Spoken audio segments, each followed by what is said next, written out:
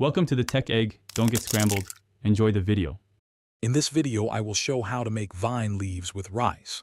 First, thoroughly rinse approximately 60 vine leaves to remove any excess brine. Next, prepare your aromatic rice filling.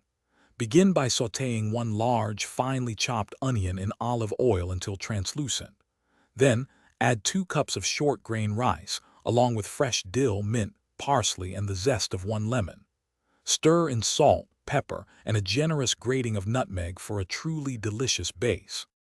Now comes the fun part, rolling the vine leaves. Lay each leaf shiny side down on a clean, flat surface with the veiny side facing up.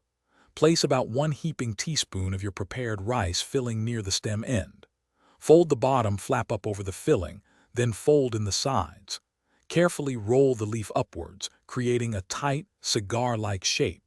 Remember to leave a little slack, as the rice will expand during cooking. To cook your vine leaves, first line the bottom of a large pot with any torn or extra leaves, and a few slices of lemon. This prevents scorching.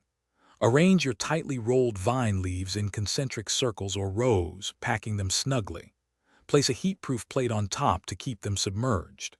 Pour in a mixture of water, olive oil, and lemon juice until just covered. Simmer gently for about 1 hour, or until the rice is tender. Once cooked, turn off the heat and let the vine leaves rest in the pot for at least 30 minutes. This allows them to absorb any remaining liquid and set. These delicious morsels are wonderful served warm or at room temperature. Before serving, drizzle with a touch of fresh olive oil and a squeeze of bright lemon juice.